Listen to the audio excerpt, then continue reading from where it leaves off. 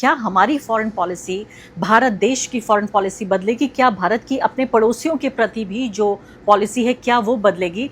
इससे पहले कि इन बड़े-बड़े सवालों पर मैं आऊँ और आपसे चर्चा भी करूँ, मैं सबसे पहले ये समझना चाहती हूँ कि अभी जो ईरान के विदेश मंत्री हैं, पहले वो गए ओमान और उसके बाद वो गए हैं पाकिस्तान। साथ-साथ वहाँ के इरानियन जो राष्ट्रपति हैं, वो भी गए हुए हैं पाकिस्तान। इसका क्या ताल्लुक इससे जो टॉक्स अभी चल रही हैं उसी से है या कुछ अलग बात है?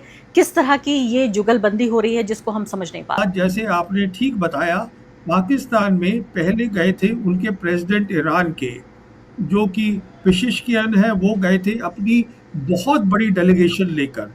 और उधर ओमान से अराकची और खाली अराकची जो है वो इधर आ गए हैं पाकिस्तान में। देखिए, हमें ये समझना है कि पाकिस्तान एक ऐसा मुल्क है जिसने बहुत कुछ एक साल में ऑपरेशन सिंदूर के बाद हासिल किया है। पहले मैं आपको समझा दूं क्या हासिल किया है और उसका मतलब क्या है।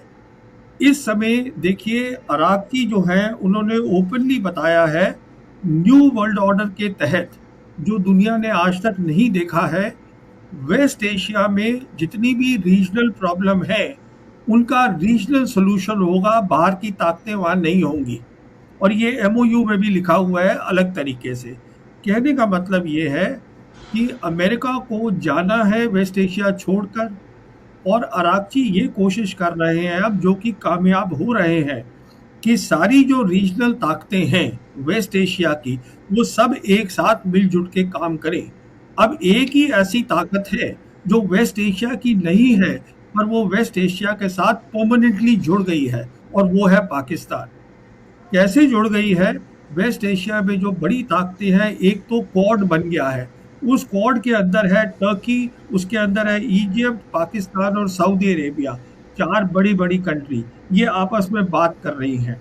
फिर जो ये एमओयू है, देखिए ईरान ने इस एमओयू का नाम दिया है इस्लामाबाद एमओयू, जो कि अमेरिका ने नहीं दिया है। अमेरिका ने उसको सिर्फ एमओयू बोला है। तो जहाँ तक एमओयू का ताल्लुक है, उसके अंदर कतर जुड़ गया है एज मीडिएटर, पाकिस्तान जुड़ गया है एज मीडिएटर, और ईरान और अमेरिका तो हैं ही उसके अंदर। तो अब ये जो डेलीगेशन वहाँ गया है, अब रिश्ते और बेहतर करने हैं ईरान को पाकिस्तान के साथ।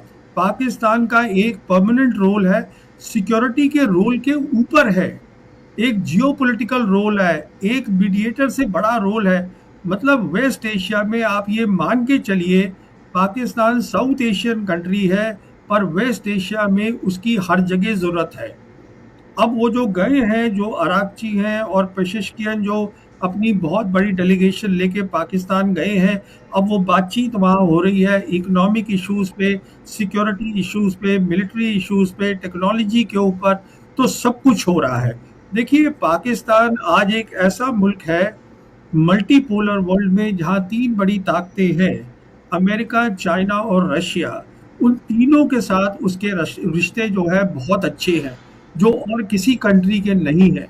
पाकिस्तान वो मुल्क है जो अमेरिका ने तय किया है, यूरोप ने तय किया है, रीजनल कंट्रीज वेस्ट एशिया की ने तय किया है कि उसने ऑपरेशन सिंदूर में अपनी कन्वेंशनल मिलिट्री कैपेबिलिटी अच्छी दिखाई।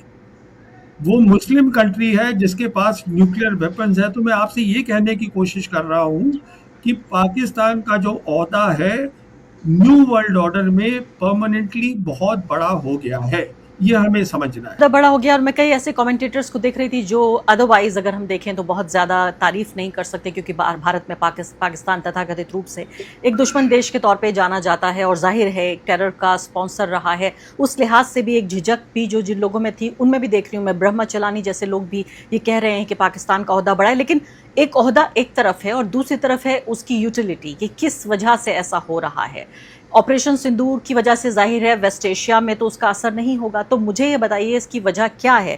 क्या पाकिस्तान का फ़ायदा ये है कि जो भी, यानी एक ऐसा देश जो सऊदी अरब से भी नज़दीक है, ईरान से भी नज़दीक है, अमेरिका से भी नज़दीक है, इन सब से लगातार बातचीत कर सकता है। लेकिन सबसे बड़ी बात जो भारतीय कमेंटेटर्स कहते हैं वो ये, अभी भी जिस तरह से हम देख रहे हैं कि विदेश मंत्री और राष्ट्रपति वहाँ गए, कि अमेरिका जो कुछ भी करवाना चाहता है वो सीधे कराने के बजाय वो चला जाता है पाकिस्तान के रूट से। तो पाकिस्तान भी खुश होता है कि हाँ ठीक है, हमने आपके लिए काम कर दिया, और असुविधा नहीं होती, इनकन्वीनियंस नहीं होता अमेरिका को। देखिए, जब तक ये न्यू वर्ल्ड ऑर्डर क्या है, जो मैंने आपको बहुत मुख्तसर तरीके से बताया, इसका मतलब ये है कि जो रीजनल कंट्रीज हैं वो रीजनल सॉल्यूशन निकालें रीजनल प्रॉब्लम्स का, अपने मसलों का हल खुद निकालें।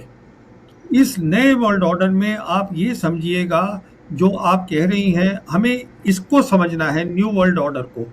इसमें आप देखिएगा, जो पाकिस्तान है उसका सऊदी अरेबिया से सिक्योरिटी अरेंजमेंट 1970 से है, कोई नया नहीं है। पर सिंदूर के बाद नवंबर 2025 में उन्होंने फॉर्मल डिफेंस एग्रीमेंट किया। उसके बाद आप देखिए, कतर भी उनसे बात कर रहा है। जैसे मैंने आपसे बताया, ये MOU में लिखा हुआ है कि अमेरिकन्स को जो है वहाँ वेस्ट एशिया से जाना है, उनको अपनी जो फोर्सेस हैं जो नज़दीक हैं ईरान के, उसको एंड ऑफ द डील तक, मतलब 60 दिन से 30 दिन आगे, मतलब 90 दिन के अंदर अंदर निकालना है। तो कतर से भी वो निकलेंगी। कतर ऑलरेडी बात कर रहा है पाकिस्तान से। तो कहने का मतलब ये है, सिक्योरिटी रूल एक बात है।